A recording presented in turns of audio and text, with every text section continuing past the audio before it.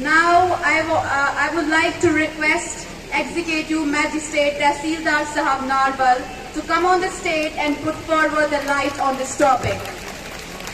And also I would request Ms. Pursuline Ma'am for booking.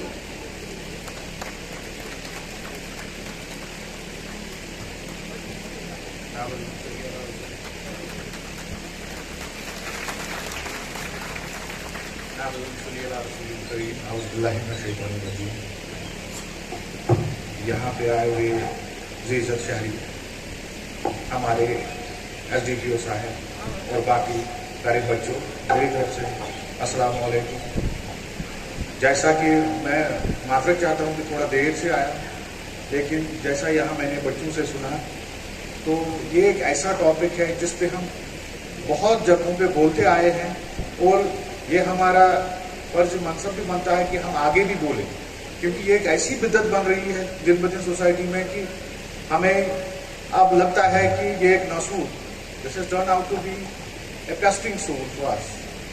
तो ये बयान करना यहाँ पे हम करते आए और करते भी रहेंगे, लेकिन मुझे लगता है कि ये जो आज यहाँ पे हम प्रोग्राम यहाँ पे एक इनिशिएटिव लिया है SDPO साहब ने और यहाँ की प्रिंसिपल मैम ने, ये बहुत ही खुशाइन कदम है, क्योंकि हम देखते हैं कि अब ये जो ये मिनेस ड्रग मिनेस है, अभी तक तो ये लगता था कि टीन एज में है, लेकिन अब ये नीचे नीचे जा रही है, हमारे स्कूलों में ये बिदत फैल रही है।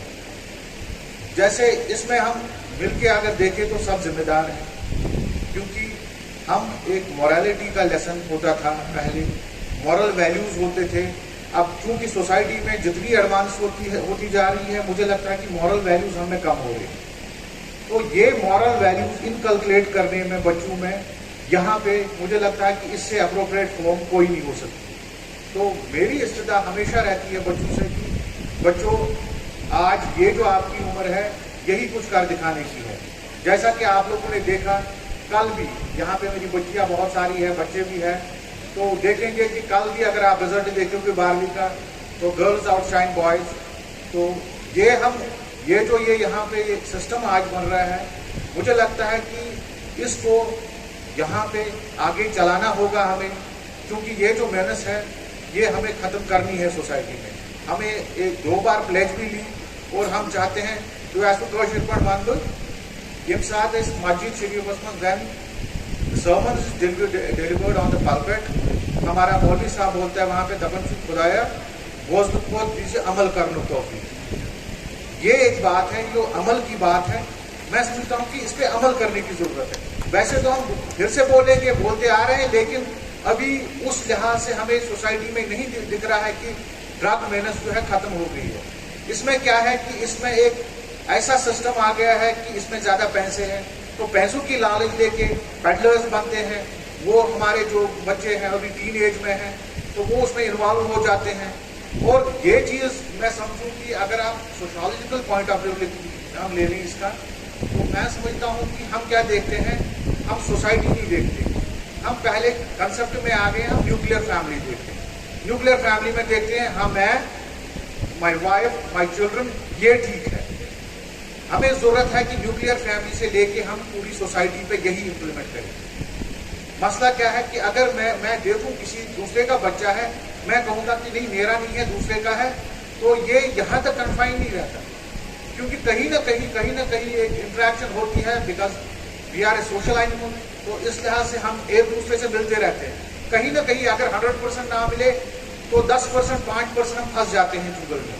और ये जो टेंडर एज होती है, इसमें हमेशा यही रहता है कि लगता है कि ये जो नशा है इससे हमें सूदिंग इफेक्ट मिलेगा, कामनेस आ जाएगी। बट अनफॉर्चुनेट थिंग इज कि हमें ये रेपरकशंस पता नहीं होते उसमें। मैं यहाँ पे एज तहसीलदार आपको बताऊँ, it is not for the first time I am speaking on this graph, और मैं यहाँ पे देख रहा हूँ, मैंने ग्राउंड पे देखे हैं बहुत सारे ऐसे, मैंने ऐसे माएँ देखी हैं, ऐसे बाप देखे हैं जो मेरे पास रोते रोते आए, बोला जनाब कुछ करो, इसको बंद रखो। तो मैं यहाँ से कह रहा था उनको कि बंद रखने की जरूरत अब नहीं है, अब ये बीमार है, इनको इलाज की जरूरत है। तो इलाज कैसे बनेगा?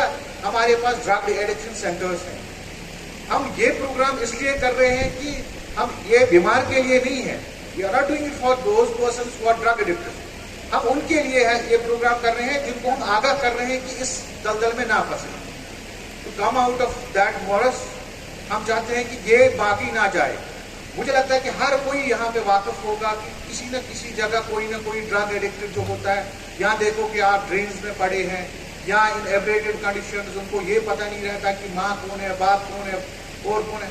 और ये सोसाइटी में ये चीजें हैं, ये हमें एकजुट होकर करनी है। देखो, अगर आपको लगता है कि ये जो स्कूल है, इस टाइम स्कूल की रिस्पॉन्सिबिलिटी है कि अगर उनको लगता है कि कोई अटेंडेंस में यहाँ पे शॉर्टेज आ रही है किसी की, उनका मसला ये बनना चाहे कि वो इंक्वायर करे आप उनके पेरेंट से, अगर ये एब्सेंट है क्यों है। तो एक पेरेंट को भी ये समझना चाहिए कि अगर मुझे कोई इंक्लिज मिल रही है, अगर मुझे इशारा मिल रहा है स्कूल की तरफ से कि बच्चा नहीं आ रहा है, तो उसमें उस सूरत में उसको आना चाहिए स्कूल में। एक जॉइंटली एक पेरेंट जो टीचर मीट होनी चाहिए रेगुलर बेसिस पे।